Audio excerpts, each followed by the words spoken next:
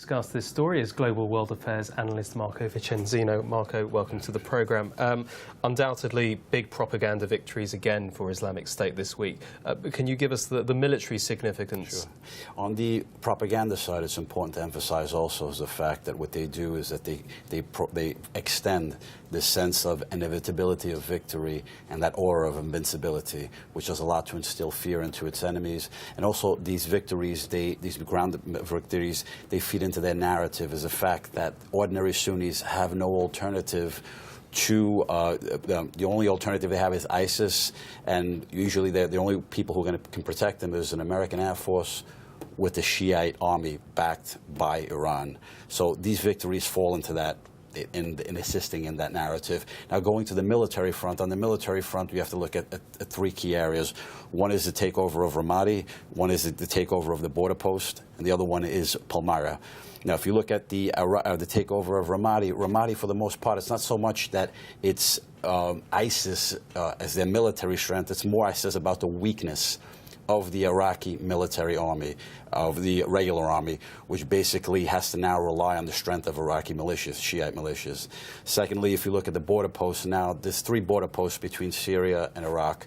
The one in the north is controlled by the Kurds, and the two others are controlled by ISIS now. So as a effect, they have a de facto control of the border between Syria and Iraq and move freely along the two. Thirdly, Palmyra is probably the most important of the three, because one needs to distinguish between Syria and Iraq. Now we're talking about Syria. The key strategic city of Palmyra has its rich in resources, oil, gas, and also the fact of logistical importance. You have two direct highways, one that goes straight to the capital, Damascus, and the other one that goes to Homs. Now, it's not that they're going to storm Damascus immediately. What's going to happen is that they're going to try to relieve a siege of the eastern suburbs held by the rebels. Homs is important because Homs is a key city that controls the corridor between the capital, Damascus, and the homeland of the Alawites and the Assad regime, which is Latakia. And they really show no sign of stopping. I mean, a few months ago, the fall of Sinjar and Kobani were seen as defeats for Islamic State, and there was a lot of talk about, well, perhaps maybe not the tide has been turned, but at least Islamic State is on the back foot. And suddenly, in the last week or two, we've seen these huge gains again. I mean, what is the key to their military success? Why have they been so successful on the military success? A lot has to do with effectiveness on the battlefield, discipline, highly motivated, and the fact of propaganda war. They're extremely, and they both feed into each other. And on the propaganda war, what they do is that it allows them to attract resources, attract recruits, and that brings more support. So one feeds into the other. Now, if you look at Kobani, for example, you distinguish between Iraq and Syria. If you look at Kobani, which is on the border between Syria and Iraq and Turkey, Kobani was more of an exception. In Syria, they've been gradually progressing, consolidating their territory and gaining more, as we saw in the takeover of Palmyra. In the east, in Iraq, what happened was the American bombing, for the most part, thwarted their advance last year. Now, you can't win this simply with air power, but what it does is that they still have control of the majority of the Anbar province, but they're still making territorial gains and consolidating their positions. So they basically can now control a third of Iraq and half the territory of Syria today.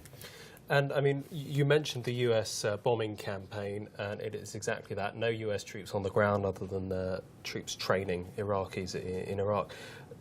Again, these recent victories surely point to a failure of the U.S. strategy in containing Islamic State. Okay, so here you have the training of the Iraqi regular army and the airstrikes. The airstrikes initially proved effective. Once again, it's about thwarting the advance. You can't win a war, but you can thwart their advance.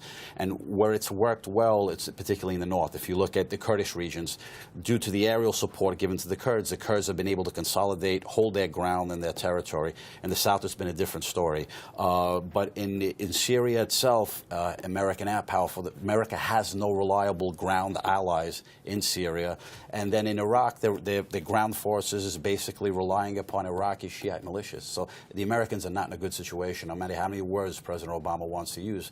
This is sort of an embarrassment. One can frankly say it's an embarrassment for the Americans. Because they've been downplaying these recent successes, the U.S. authorities, haven't they, saying, you know, a tactical defeat, or don't worry, we're going to win in the long term, but in the long term, the training of the Iraqi troops takes time, and in due time they can train them. But now time is of the essence. You need effective fighting forces on the ground, and the Americans, in reality, the Iraqi regular army cannot fight on its own. It needs the support of these Shiite militias, and when the Americans can say in the long run, yeah, well, that's fine in the long run, but for now, there's not an effective fighting force on the ground that the Americans are actually backing.